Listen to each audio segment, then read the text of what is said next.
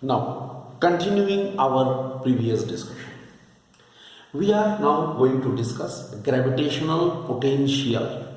That was gravitational potential energy. Now we have the gravitational potential.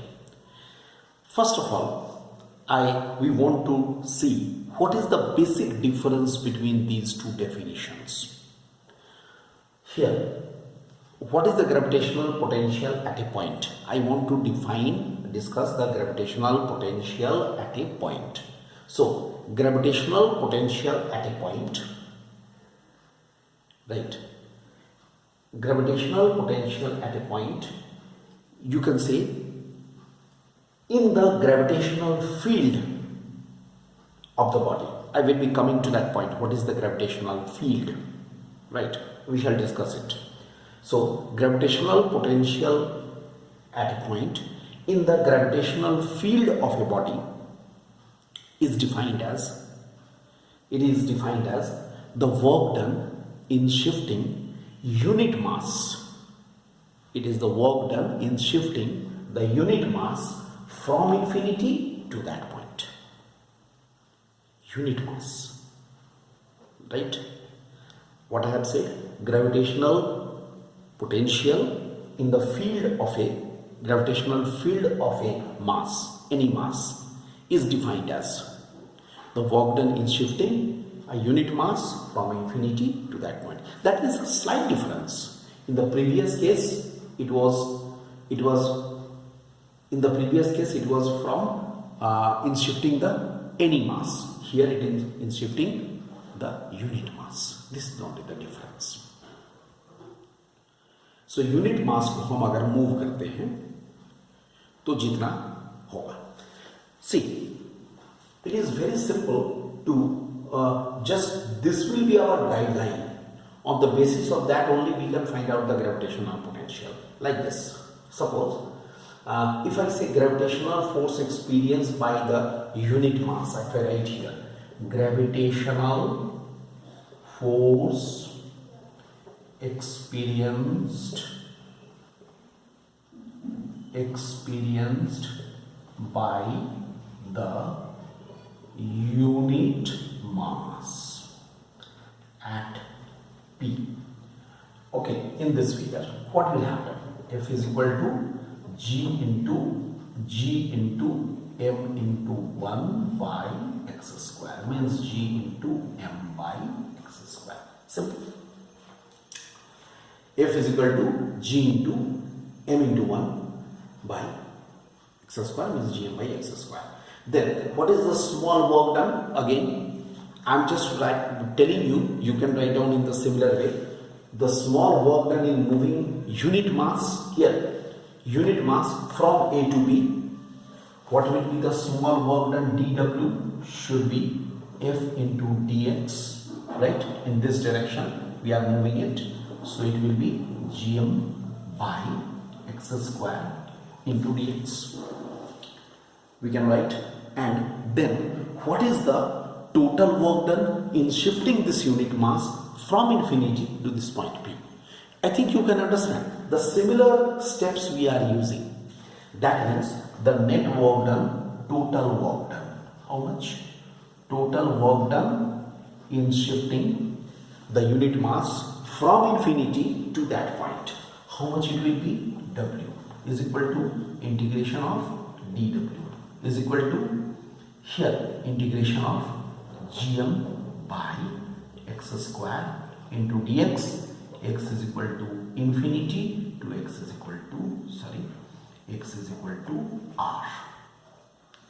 And I hope if you do it in the similar way, it will be x to the power minus 2 dx. X is equal to infinity to x is equal to r. Like this, it will be x is equal to infinity to x is equal to r, and then it should be equal to, simply you solve and you find it out, minus g by r. Very simple. You can find it out. X is equal to, W is equal to minus gm by r. And again, in the similar way, we can say, what is this? It is the, according to the definition, it is the gravitational potential. By definition, it is the gravitational potential because it is the work done in bringing unit mass from infinity to that point. So it is the gravitational potential. How much it should be written?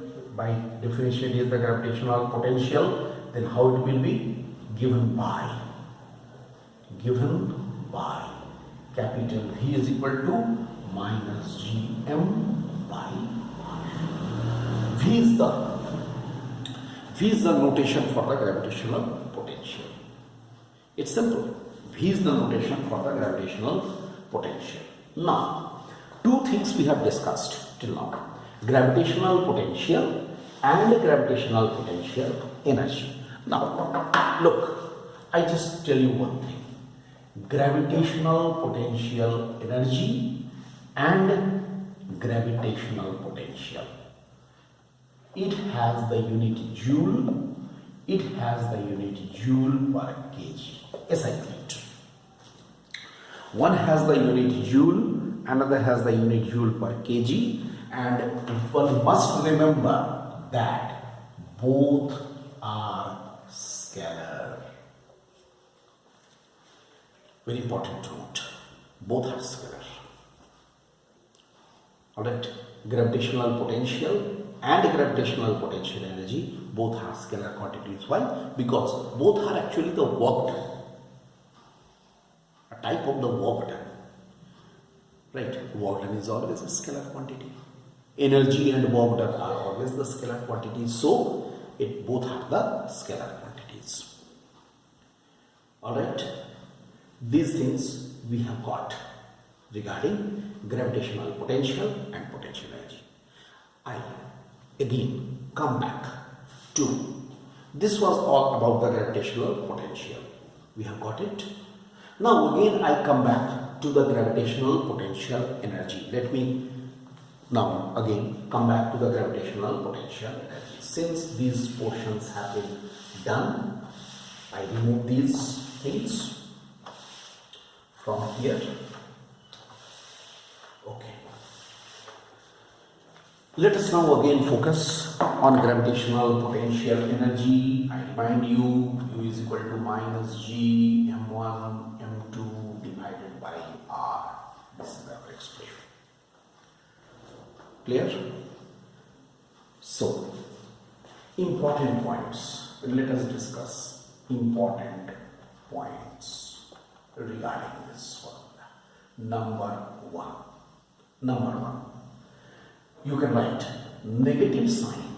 What is the significance of negative sign? In the first point, I want to tell you the significance of the negative sign. Negative sign indicates that there is an attractive force between the masses M1 and M2.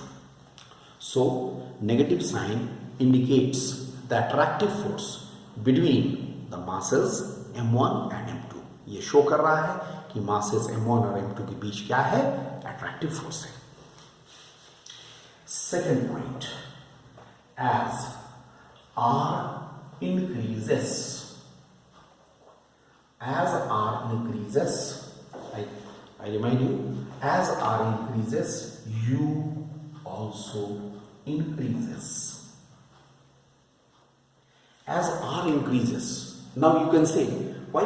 R is in the denominator, but there is a negative sign.